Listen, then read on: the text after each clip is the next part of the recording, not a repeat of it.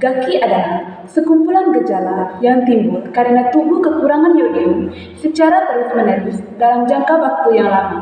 Penyakit apa saja sih yang muncul akibat kekurangan yodium? Yang pertama adalah penyakit gondok, merupakan penyakit yang umum terjadi akibat kekurangan yodium dengan gejala berupa pembesaran kelenjar tiroid. Yang kedua, kretinisme, merupakan suatu kelainan hormon pada anak-anak yang terjadi akibat kurangnya hormon tiroid.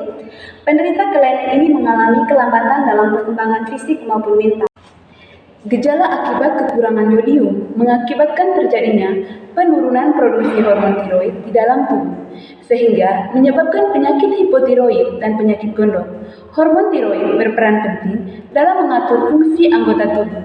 Apabila seseorang mengalami kekurangan hormon tiroid, gejala yang muncul yaitu yang pertama, muncul benjolan di leher, yang kedua, rambut mengalami kerontokan, yang ketiga, berat badan meningkat tanpa sebab, yang keempat, tubuh terasa mudah lelah dan lemah, yang kelima, sering merasa kedinginan, yang keenam, kulit kering dan pecah-pecah, yang ketujuh, mengalami gangguan menstruasi pada wanita, yang kedelapan, mengalami masalah pada irama jantung, yang kesembilan, terjadi penurunan daya ingat dan kemampuan berpikir. Kekurangan yodium pada ibu hamil memberikan dampak yang fatal untuk janin.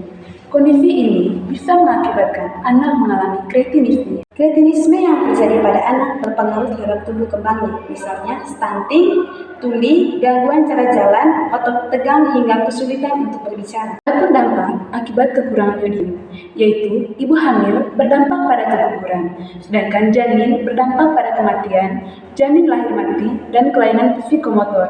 Untuk neonatus berdampak pada penyakit gondok dan hipotiroid, sedangkan anak dan remaja berdampak pada pola penyakit gondok, gangguan pertumbuhan fisik dan mental, dan hipotiroid.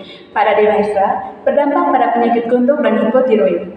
Berapa kecukupan yodium yang harus dipenuhi setiap hari? Yang pertama, pada bayi 12 bulan pertama, 50 mikrogram per hari.